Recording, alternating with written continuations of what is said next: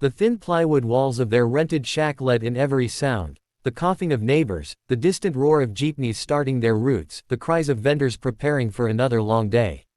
Juan lay still for a moment on the bamboo mat he shared with his younger sister, staring at the ceiling where cracks formed shapes he liked to imagine were clouds.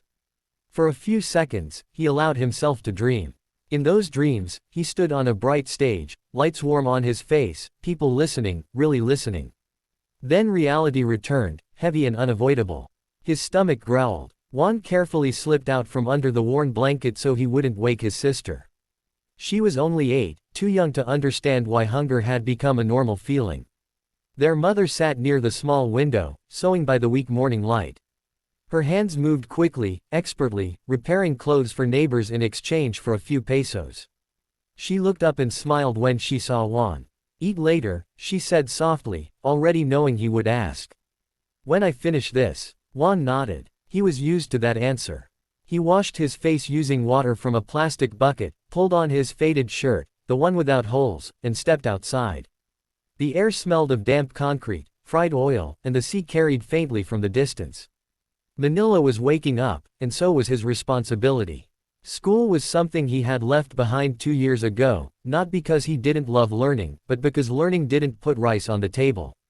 Singing did. Juan walked barefoot through narrow alleys, dodging puddles and trash, greeting people who knew him by name. Some smiled, some ignored him, and some shook their heads with pity.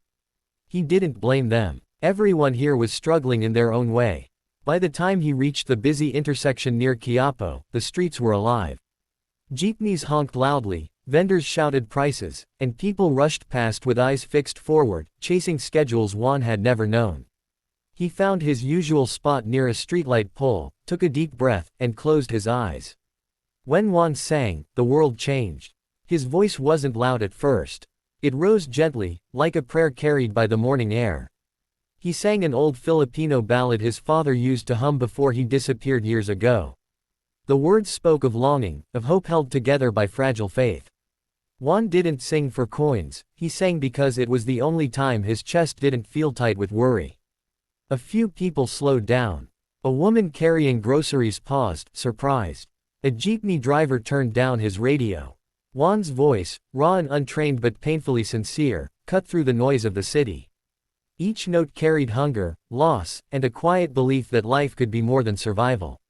Not everyone was kind. "Get a job," a man shouted as he walked by. Another laughed. "He thinks he's famous." Juan kept singing. He had learned long ago that stopping hurt more than continuing. Coins began to fall into the small plastic cup at his feet, 5 pesos, 10, sometimes even 20. It wasn't much, but it was enough to buy rice, maybe a little dried fish if luck was on his side. Sweat trickled down his forehead as the sun climbed higher, but he didn't stop. He never did. Near noon, a foreign woman stood nearby, watching him. She wore sunglasses and held a phone in her hand, but unlike others, she wasn't rushing. Juan noticed her only because she was crying. Silent tears slid down her cheeks as she listened. When he finished the song, the street erupted back into sound, but something had shifted.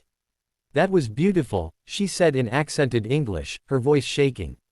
She dropped a bill into his cup, more money than Juan usually saw in an entire day. Before he could thank her, she lifted her phone again.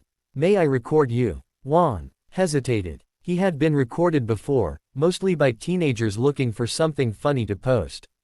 Those videos never showed the singing, only his torn shoes or the way he bowed his head. But something in her eyes felt different.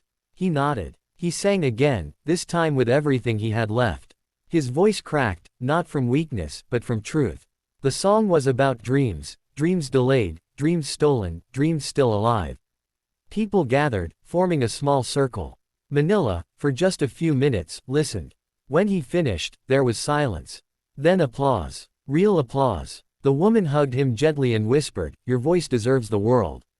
Juan smiled politely, unsure what that meant. By evening, his feet ached, and his throat burned. He counted his earnings carefully before heading home. It was a good day, one of the best. His mother smiled when she saw the rice and vegetables he brought. His sister clapped excitedly, already imagining dinner. That night, as Juan lay on the mat, exhausted, the city buzzed outside. Somewhere far away, the woman uploaded the video. Somewhere even farther, strangers pressed play. Juan didn't know that while he slept, his voice was crossing oceans, touching hearts he would never see. He didn't know that comments were pouring in, calling him angelic, unbelievable, a star waiting to be found.